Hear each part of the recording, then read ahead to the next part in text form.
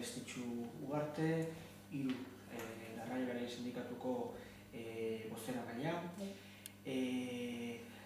Lehen galdera orokor bat izatea nahi nuke. Hau da, nolabait ere, Euskal Herria Europatan mundu mailan jarduera ekonomikoari dagokionez eremurik intensoenetako bat da.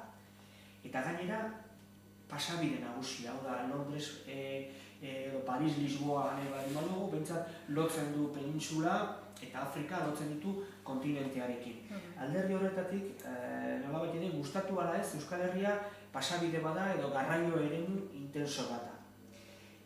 Horri bigarren ezaugarri bat lotu behar zaio, gurea oso lurralde atomizatua da, 685 udalerri, hainbat bailara, hainbat errepide eta enpresa txiki eta ertainak lurralde guztian sakabanatuta.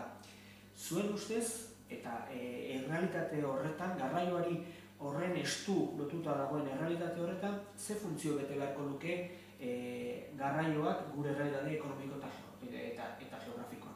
Guk argi dago merkantzien garraioa ezinbesteko sektorea dela. Merkantzia garraiatzea da gure lana, garraiolariaren lana merkantzia garraiatzea da. Eta horre gure funtzia hori da, leku batetik bestera kontsumitzaileak eta Euskal Herriko enpresek eta eskatzen duten merkantzia ateratzea, hemendik ateratzea eta hona ekartzea. Hori da garraioaren sektorearen funtzio nagusia eta funtzio nagusia. Hortik guk zer esaten dugu, gure funtzioa bete nahi dugula edo bete nahiko genukela gizarte honen, Euskal Herriko gizartearen beharren arabera. Eta ez beste interes batzuen arabera. Eta horregatik etengabe defendatu dugu bertako garraioaren alde posizionatu egin gara. Pentsatzen dugulako Euskal Herrian bizi eta lan egiten duen garraiolariak izan behar duela lehentasuna eredua horretan, sektore honetan, hain zuzen ere gizarte honen zerbitzura dagoelako. Eta guk uste dugu inposatzen inposatzen ari diren garraio eredua, ez dela gure eredua, ez dela gizartearen beharretara egokitutako eredu bat, baizik eta beste interes ekonomikoen arabera antolatutako edo esarri nahi duten eredua. Eta horretaz bai atomizatua dago, baina askotan hemen Euskal Herrian dagoen garraio eredua edo ehunka garraiolari dago, milaka garraiolari autonomoak, enpresa oso txikiak, gehien eskota 5 langilekoak dira, kamioi dituen enpresak dira, 5 baino gutxiago esan nahi dut, kamioi bakarra duena da nagusia Euskal Herrian, eta horrek badu esplikazioa batetik, jendeak erabaki duelako berez garraiolari izatea, eta hor erabaki pertsonala dago, negozio bat montatzeko, baina gero badago beste realitate bat, eta da garraio enpresa handiek bere garaian 70. hamarkadan erabaki zutela soldatapeko zituzten garraiolariak kalera botatzea, eta horren ordaina izan zen, nik nire kostu sozialak aurrezten ditut, kalera botatzen zaitut, ez dizut indemnizaziorik ordaintzen, eta trukean kamioia ematen dizut. Eta nire txako lan egingo duzu, baino autonomo gisa. Eta horregatik dago atomizatua, hemen ematen du atomizatua dagoela, askotan esan digute, atomizatua dago sektorea eta orain konzentratu egin behar da. Baina hemen inoiz ez begiratu eredu hori, zeren mesedetan egiten den. Atomizazio hori ona da gizartearentzat, konzentrazioa ona da gizartearentzat, edo ona da interes ekonomiko jakin batzuen esan nahi dut enpresei interesatzen zaiolako, orain atomizatu behar gara, eta enpresei eta interes ekonomikoi interesatzen zaiolako, orain konzentratu egin behar gara, ez? Atomizatua dago sektorea, bai, baina badago jende asko, egun nahiago duela autonomo gisa lan egitea, Euskal Herrian, garraiolari gehienek nahiago dute autonomo gisa lan egitea, soldatapeko gisa lan egitea, baina zergatik haiek erabakitzen dutelako, norekin lan egiten duten, nola egiten duten lan, eta haien beharren arabera egiten dute. Eta ez da enpresa bat markatzen diena haien lan jarduera osoa, ez? Errepide bidezko, garraioa azken batean sektore bezala nolabait ere nazioarte mailan regulatuta dagoen edo gehien regulatuta dagoen sektoretako bat da. Eta hor nolabait ere, beraz, nazioarteko indarrek aitortzen diote garrantzi estrategiko bat garraioari. Edonola ere, eta gure lurraldean ikusita garraio sektoreko enpresek daramaten eta baita autonomoek ere bizi duten krisi handiak, galdetu nahiko nizuke, posible da Euskal Herriko garraio sektorea likidatu eta beste lurralde bateko garraiolariekin hemengo enpresa txiki eta ertainen sareari zerbitzu ematea. Hau da, guk garbi ikusten dugu, nolabait ere, premiazkoa dela edo ezinbestekoa dela egotea bertakoa den garraio industria bat, bertako errealitatei erantzuten diona, baina nazioarteko tentsioak kontrako norabidean daramate. Horregatik galdetzen dizut, posible da bertako langilerik gabe bertako ekonomiari zerbitzu ematea? Bai, noski, posible da. Ahora, noski, hori gertatzen baldin bada, hemengo sare industrialak ezin du esan bermatu behar zaiola bere etorkizuna. Esan nahi dut, hemen sare industrial bat dago, eta horren zerbitzura dago garraioa. Baina garraioa momentu batean, hemengo jendeak usten baldin badu, hemengo garraiolaririk ez badago, eta dena konzentratzen baldin bada 3-4 enpresa handietan, eta horiek noski kostu sozial gutxien eskatzen duen langileak osatuta daude, alegia une honetan bulgaroak, romanoak horiekin osatzen dira enpresa horiek, oso kostu sozial txikiak dituzterako, oso gutxi ordaintzen dieterako, eta ia esklabutza egoera batean lanean ari direlako, horien esku uzten baldin bada garraioa, oso merke aterako zaie hemengo enpresei, baina ezin dut ziurtatu hemendik 10 urtera edo hemendik 20 urtera garraioa izango dutela. Enpresa hori une honetan garraioa interesatzen zaie, dirua ateratzen dutelako. Eta interesatzen ez zaienean, utziko dute garraioa, eta joango dira beste gauza batzuk egitera. Eta une horretan, hemendik 5 urtera edo 10 urtera, hemengo sare industriala garraiorik gabe geratuko da. Eta gero, hori da gauza bat. Eta gero beste gauza bat da, hemengo sare industrialari beti interesatu zaio autonomoarekin lan egitea. Zergatik, hemengo enpresa txikiak direlako ere bai. Eta asko hobeto egokitzen da autonomo bat, beste autonomo batekin, garraio enpresa handi batekin. Garraio enpresa handi batekin, azkenean, garraio enpresa hori, baina handiagoa baldin bada, baldintzak enpresa horra jarriko ditu. Eta ez moldatuko zure eguneroko jarduerara. Hemengo enpresa txikiek jarduera oso konkretuak dituz, eta oso behar konkretuak, eta garraiolari autonomo oso ondo egokitzen da funtzionamendu horretara. Bera ere autonoma delako, orduan asko hobeto elkar ulertzen dira. Ez dut esaten Fagor bat edo lako enpresa handi batean, ez? Baina hemen gehienak dira enpresa txikiak. Eta gero, enpresa handietan, esaten duena, une honetan bermatua dute garraioa autonoma dagoelako.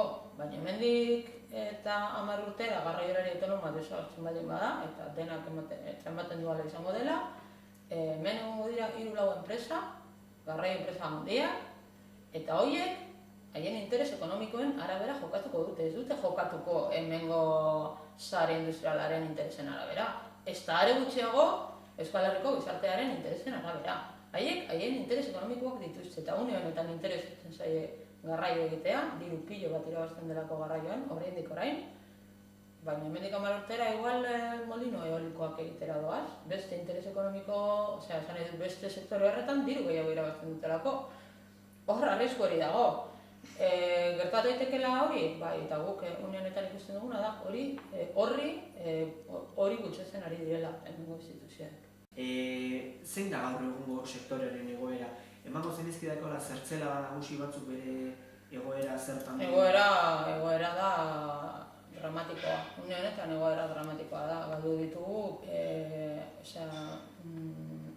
krisia hasi zenetik, Euskal Herrian, Ego Euskal Herrian, hobeto esan da, 1.700 enpresa inguru batu dira.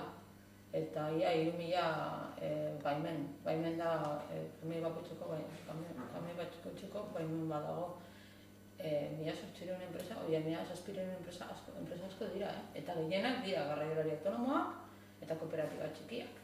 Hori guztiak bidean geratu dira. Hori Euskal Herriko sektorearen 15% da. 15% desagertu da. Ez dagoelako lanik.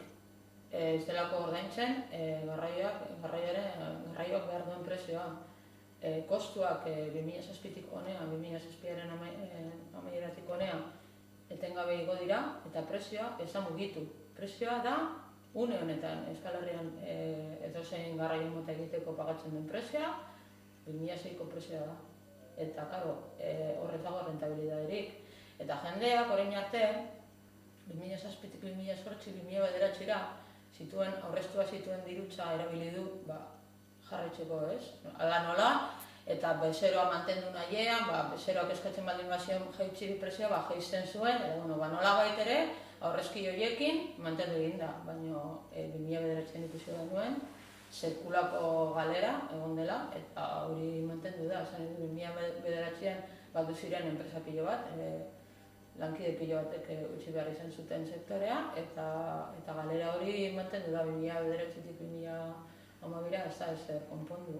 Eta are gehiago, egoera gero eta okerragoa da, eta hor funtsean dagoen arazoa da, autonomoak izateagatik, autonomoa izatea baitu bere abantaiak, baina baitu oso desabantaia handieta da negoziatzeko indarrik ez duzula. Eta beti zaude zure kargadorearen edo zure bezeroaren eskatzen dizunaren menpe. Eta une honetan, kasu guztietan edo ia guztietan, kargadorea da prezioa inposatzen duena. Bere egoera ekonomikoaren arabera. Kontuan hartu gabe, garraiolariaren egoera ekonomikoa zein den. Eta hori, egoera horrek estanda egingo du. Estanda egin du ja. Zone dut jende pilo batek utzi duelako sektorea, eta hori, tendentzia hori ez da geldituko. Neurriak jartzen ez badira. Eta une honetan, neurriak jarri ahal dituenak, ez ditu jarri nahi, eta hori administrazioak dira. Egia da oso sektore regulatua dagoela gauza batzuetan, baina beste gauza batzuetan ez, guztiz desregulatua dago. Orduan, hor badaude zailtasun pilo bat, eta zailtasun nagusia honetan negoziatzeko aukerarik ez dagoela. Eta garraiolariek ezin duela inolaz ere, kobratu behar duen prezioa, kobratu inolaz ere. Posible ikusten duzu bertako garraioaren aldeko pakturen bat o zerbait... Paktua baino behar duguna da legedia. Egin ahal izaten. Legedia, esan nahi dut. Hemengo administrazio, hemengo Eusko Jaurlaritza, une honetan gu Espainiaren menpe gaude. Baina Espainiaren menpe da gaude, Eusko Jaurlaritzak erabaki duelako hala izatea. Garraio eredua, Euskal Herriko garraio eredua, Espainian erabaki duelako, ze eskumen guztiak ditu. Eta Eusko Jaurlaritzak eta Nafarroako gobernuak eskumenak dituzte garraioa nola ordenatu behar den erabakitzeko. Eta ez dituzte betetzen, eta guk esaten duguna da eskumenak hartu eta guztien artean adostuko dugu ze garraio eredua behar duen gizarte honek, eta nola antolatu nahi dugun, nola sartu behar den sektorean, nola funtzionatu behar den sektore hau, ia faktura propio hori guk eskatzen dugun faktura propio hori martxan jarri dezakegun, bidesarien inguruko erabakiak hartuko ditugu ere bai, eta horren guztiaren inguruan. Une honetan, ezinbestekoa dena da Eusko Jaurlaritzak eta guretzat, Eusko Jaurlaritzak eta Nafarroako gobernuak dituzten eskumenak onartzea eta horren inguruan, guazen hitz egitera, nola antolatzen dugun gure sektorea. Hori egingarria da. Sektoreari dagokionez eta azken galdera sartu aurretik, iparraldeko garraiolarekin baduzu harremanik? Iparraldeko garraiolariak ditu afiliatu batzuk. Gertatzen dena da, iparraldeko, esan nahi dut, Frantziako estatuko egitura, ez dela hemengoa bezalakoa. Han enpresa handiak dira, kooperatiba handiak, eta oso autonomo gutxi dago. Autonomo gutxi egin artean daude iparraldeko batzuk, baina oso gutxi dira. Haiekin dugun harremana, esan nahi dut gure afiliatuak dira, baina beste funtzionatzeko modu desberdina dute. Eta eta gainera, haiek babestua daude, oso babestua dago garraio sektorea Frantzian, Alemanian, erabat babestua dago. Osea, guri hemen saltzen digute ezin dela babestu dena, esan nahi dut, hau merkatu askea dela eta ezin dela sektore bat berez babestu, eta hori gezurra handia da. Hori gezurra da, erabat, eta Frantzian eta Alemanian legeak egiten dira bertako garraioaren defentsa. Eta hemen berriz egiten da guztiz kontrakoa. Etorkizunari begira, zer behar du sektore honek bizirik irauteko? 2025. Urteari begira jarriko bagina, 3 garraiolarien sindikatutik deskribatuko alzeniguke sektorearentzat nahi zenuketen egoera. Nik uste ezinbestekoa dena, eta hori garraiolari autonomoen erantzunkizuna da eta responsabilitatea da negoziatzeko gaitasuna irabaztea. Hori ezinbestekoa da aurrera jarraitzeko. Negoziatzeko gaitasuna, esan nahi dut, sektore honetan ez dago negoziazio kolektiborik. Ez dago sindikatuek, garraiolarien sindikatuek edo elkartek ez dute aitortua negoziatzeko gaitasun hori. Beraz, garraiolari autonomo bakoitzari dagokio negoziatzeko tratu hori egiteko funtsia berak dauka. Orduan, guk uste dugu negoziatzeko gaitasuna irabazi behar dutela, eta hori batasunaren bidez egiten da. Eta hori antolaketaren bidez egiten da. Eta hori oso importantea da, eta hori ezinbestekoa da, ze prezioa negoziatu behar da kargadorearekin. Baldintzak negoziatu behar dira kargadorearekin. Eta hori guztiak ematen dio jatekoa, garraiolariei. Orduan, lehenengo eta behin irabazi behar du negoziatzeko gaitasuna. Hori lortzeko ezinbestekoa da, hemengo instituzioek oinarri batzuk jartzea. Guk ez dugu esaten tarifa obligatorioak edo prezioak markatu behar dituztela instituzioak, ez dugu hori esaten. Esaten duguna da, baldintza minimo batzuk ezarri behar direla.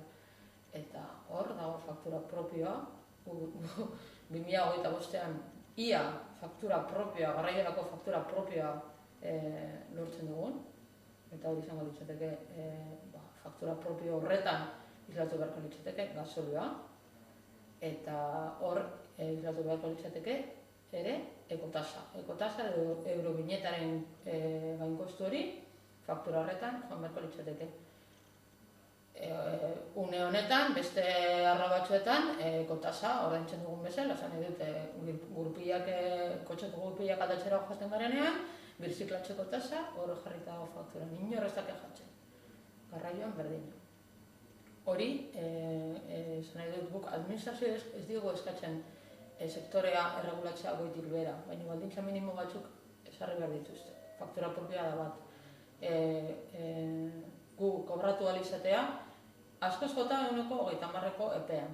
Hori, ere, funtzionatzeko gu ez gara inoren banketzea. Gu ez gara ente finantzieroa, guk ez diogu gure enpresei finantziatu behar. Guk 30 eguneko epean kobratu behar dugu, funtzionatu alizateko. Bestela, ez dago modu. Hori, administrazioek egin behar dute, baina horiek dira baldintza minimoak. Hortik aurrera, uste dugu garraiolariak baduela bere erantzunkizuna, eta bere erantzunkizuna da irabaztea negoziatzeko gaitasun hori, eta gero, badaude beste gauza batzuk gustatuko litzagukenak, eta izango litzateke garraiolari autonomoen elkarteek, garraiolari autonomoen sindikatuek, o garraiolari autonomoen erakundeek, horiek gizartearen jardueran inplikatzea.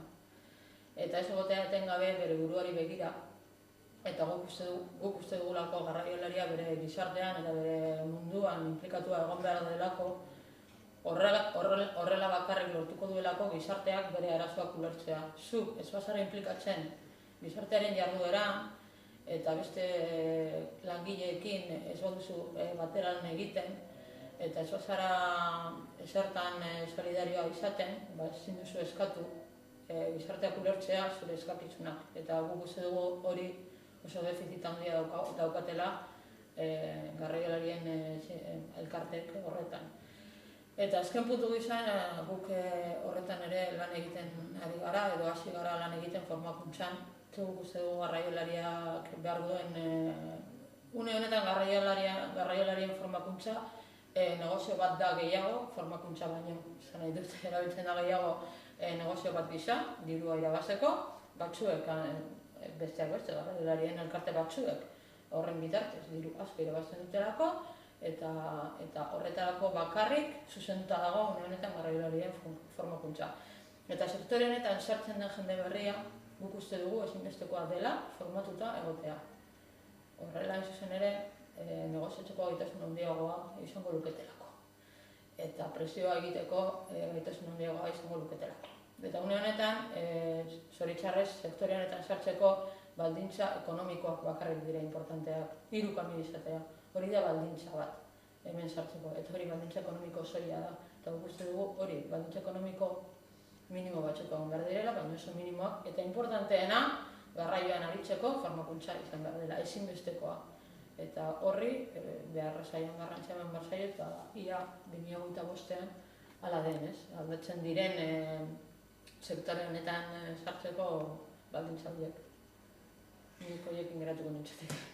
Ederki, eskerrik asko, eta ia badugun aukera baldintza horiek ikusteko.